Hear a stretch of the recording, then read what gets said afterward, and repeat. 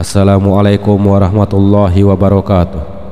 Sahabat beriman yang dirahmati Allah, syukur alhamdulillah kita bisa berjumpa kembali di channel ini.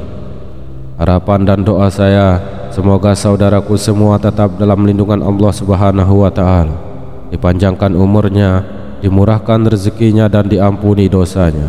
Amin ya rabbal alamin. Sahabat beriman yang dirahmati Allah, sholat tahajud adalah sholat yang dikerjakan pada waktu malam hari, yang didahului dengan tidur terlebih dahulu. Waktu utama untuk mengerjakan sholat tahajud adalah pada sepertiga malam, dan hukumnya adalah sunnah. Artinya, jika dikerjakan kita akan mendapat pahala yang besar di mata Allah Subhanahu wa Ta'ala. Akan tetapi, jika tidak dikerjakan pun kita tidak mendapatkan dosa. Selain sebagai ibadah tambahan supaya doa kita lebih cepat dikabulkan oleh Allah, sholat tahajud juga mempunyai keutamaan tersembunyi yang sangat besar bagi umat muslim yang mau menjalankannya. Di antaranya adalah rezeki yang berlimpah, keharmonisan rumah tangga, ketentraman dalam hidup, mampu menjaga kesehatan tubuh, dan lain sebagainya. Akan tetapi, ada beberapa hal yang perlu dihindari ketika mengerjakan sholat tahajud, yakni merasa bangga dengan diri sendiri atau bisa dikatakan riya dengan apa yang kita dapat dari Allah Subhanahu wa Ta'ala tanpa memperdulikan sekitar.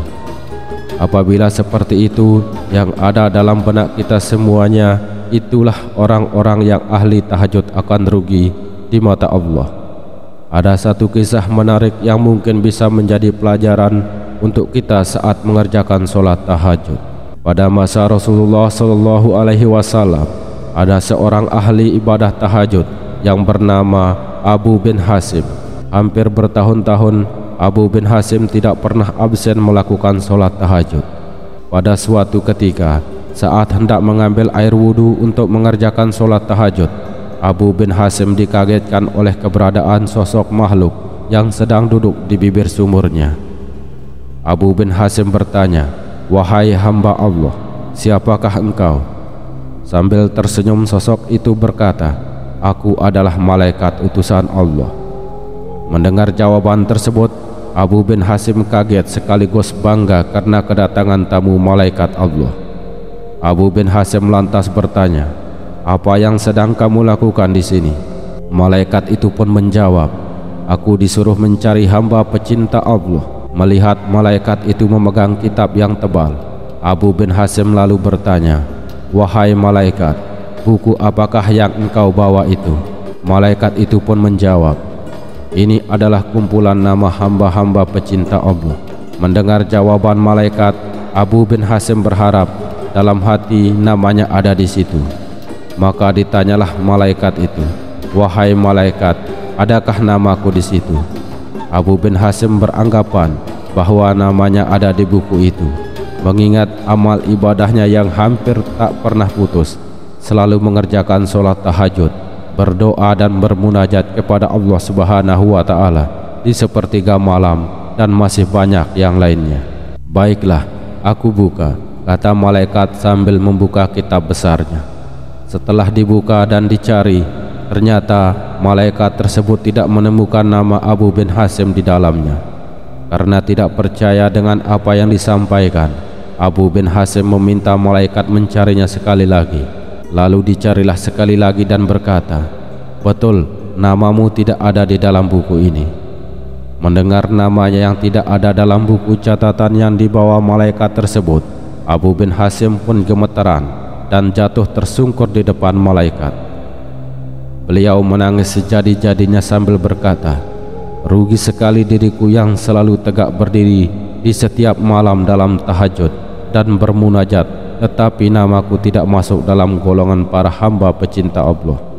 Melihat hal tersebut, malaikat itu pun berkata, "Wahai Abu bin Hasim, bukan aku tidak tahu engkau bangun setiap malam ketika yang lain sedang tidur?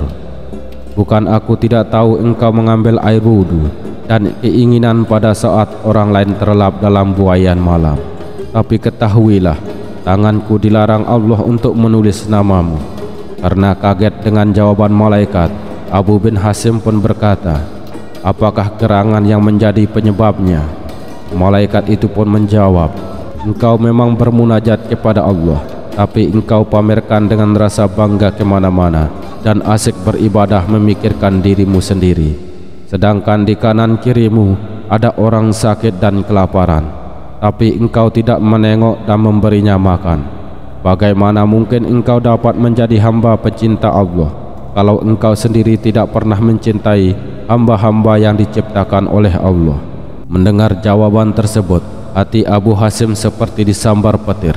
Dia tersadar bahwa ibadah yang dilakukannya selama ini hanyalah untuk memperbanyak harta kekayaan, tanpa memperdulikan orang-orang yang membutuhkan uluran tangannya. Semenjak kejadian itu, dalam solatnya Abu Hasim selalu meminta ampun kepada Allah dan mulai menyadari bahwa manusia diciptakan Allah memang untuk beribadah kepadanya.